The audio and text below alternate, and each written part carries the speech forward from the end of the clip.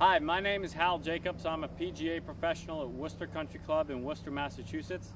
Just going to review a golf shot that I learned a couple years back with Todd Soanes and Alan Belden.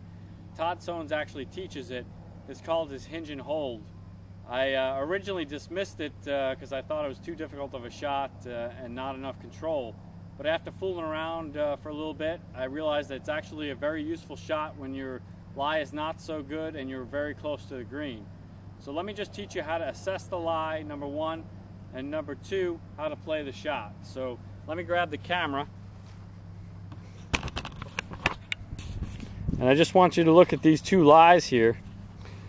Here's the first one. You can see the ball is sitting a tiny bit down, but there's not a whole lot of grass behind the golf ball. So when the club comes in, it won't catch a lot of grass. Here's the second lie, and the lie that I would recommend, the Hinge and Hold. And you can see all this grass is behind the golf ball.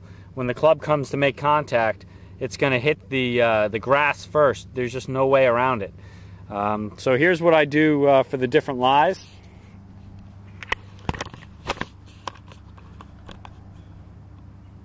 And obviously, if the lie is good, both these shots, let me just show you where the pin is.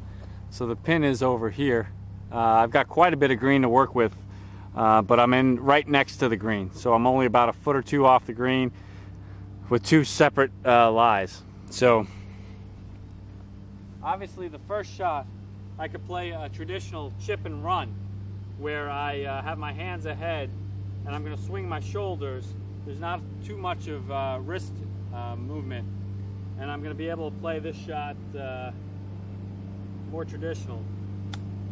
And obviously I'm going to get pretty good results because there's not a whole lot of grass behind the ball. As you can see, I could pretty much make up and down most times hitting it that way. But now let's talk about this Hinge and Hold when the lie is bad, and let me discuss what to do here.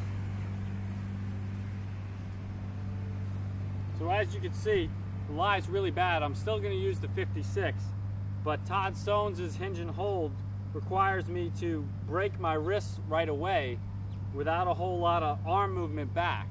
This is going to be more vertical, more of a V-shaped golf swing, which is going to help me get through the grass as opposed to a U-shape, which is what I played just a moment ago. So my thought on this one is the ball is slightly ahead of the middle of my stance, and my first thing that I'm going to do when I take the club back is hinge the wrists.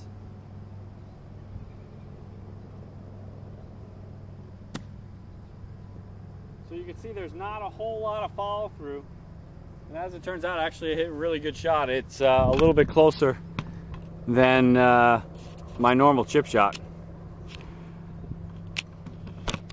but I'm gonna make a bigger hinge obviously for a longer shot and a shorter hinge for a shorter shot, and my follow through is not going to be much. The club's going to hit the ground and kind of hold right here. So the hinge part of it is what you do at the first part of the golf swing, and then you try and throw the head of the club down into the ball, and then you just hold off the finish, hence his Hinge and Hold. Hopefully that helps you hit shots that are in bad lies just off the green. I think it worked for me. Actually, I played it at the section championship to make up and down on the last hole on the third day, so it worked out pretty well. But fool around with it, I think you'll get pretty good at it.